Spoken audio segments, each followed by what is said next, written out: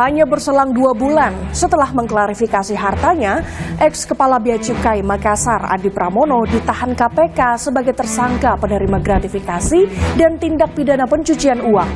KPK mengungkap akal-akalan Andi Pramono menyembunyikan gratifikasi yang diterimanya dari pengusaha.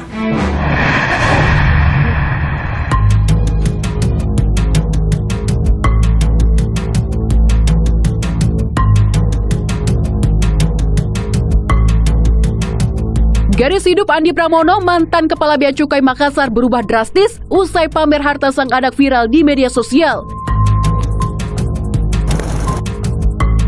Hanya berselang 2 bulan setelah mengklarifikasi hartanya ke KPK soal penggunaan barang mewah sang anak dan rumah bak istana di Cibubur, Andi Pramono ditahan KPK sebagai tersangka penerima gratifikasi dan tindak pidana pencucian uang.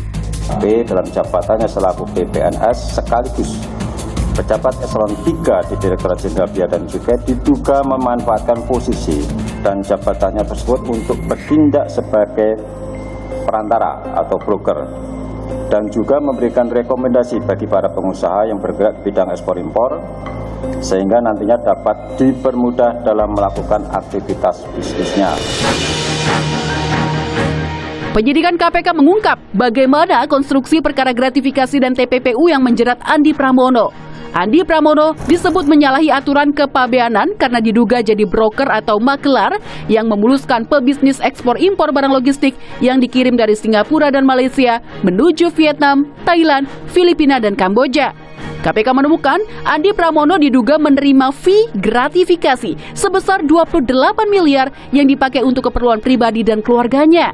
KPK menyebut dalam kurun waktu 2021 hingga 2022, Andi membeli berlian senilai 652 juta rupiah, polis asuransi 1 miliar rupiah, dan membeli rumah di wilayah Pejaten, Jakarta Selatan sebesar 20 miliar rupiah.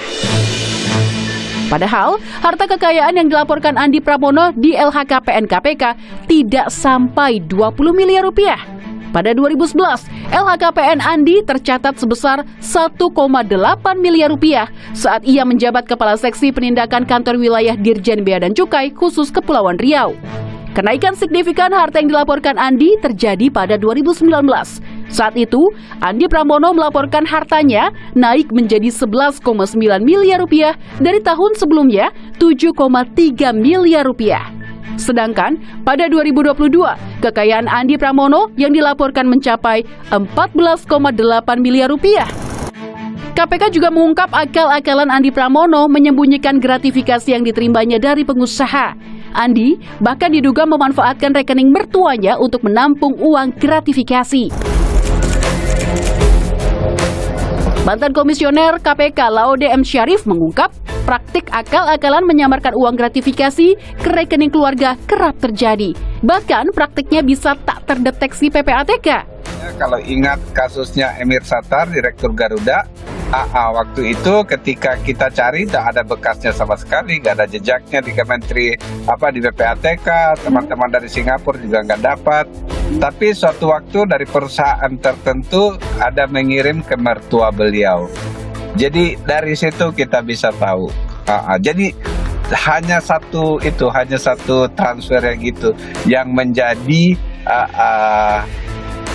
menjadi petunjuk untuk kita telusuri. Jadi saya pikir memang sulit, nggak gampang. KPK pun menjawab pertanyaan publik terkait 2 pejabat Kementerian Keuangan yang diproses setelah viral di media sosial, Andi Pramono dan sebelumnya Rafael Aluntri Sambodo. Komisioner KPK menyebut pengawasan internal di Ditjen Pajak dan Ditjen Bea dan Cukai lemah. Ada kelemahan dalam sistem pengawasan internal di kedua institusi tersebut, dalam hal ini adalah pajak atau bea cukai. Seorang pegawai yang secara normatif itu tidak mungkin bisa menghimpun kekayaan sedemikian besar, dan kami meyakini tidak mungkin rekan sejawat, atasan atau pimpinannya itu tidak tahu. Sementara itu, peneliti Pusat Kajian Anti Korupsi UGM, Zainur Rohman menilai sistem hukum dan sistem pengawasan internal lembaga negara tidak berjalan maksimal. Zainur Rohman pun mendesak negara segera memperbaiki undang-undang tindak pidana korupsi. Salah satunya perampasan harta kekayaan pejabat negara yang tak bisa membuktikan sumber kekayaannya. Sangat penting ke depan untuk memperbaiki Undang-Undang 2899 tentang penyelenggara negara yang bebas KKN. Dan yang kedua adalah Indonesia sangat penting untuk mengkriminalisasi apa yang disebut sebagai illicit enrichment, penambahan kekayaan secara tidak wajar. Ini ada dua, satu di dalam Undang-Undang Tipikor, yang kedua di dalam rancangan Undang-Undang Perampasan Aset Hasil Kejahatan. Jadi nanti kalau ini disahkan di dalam dua rancangan itu, siapapun penyelenggara negara yang punya penghasilan tidak sesuai dengan profil itu bisa harus langsung membuktikan ditindak ya. sebaliknya. Oke. Ya, Singkat kalau saja nih bisa Mas membuktikan Zainur. sebaliknya, maka dirampas.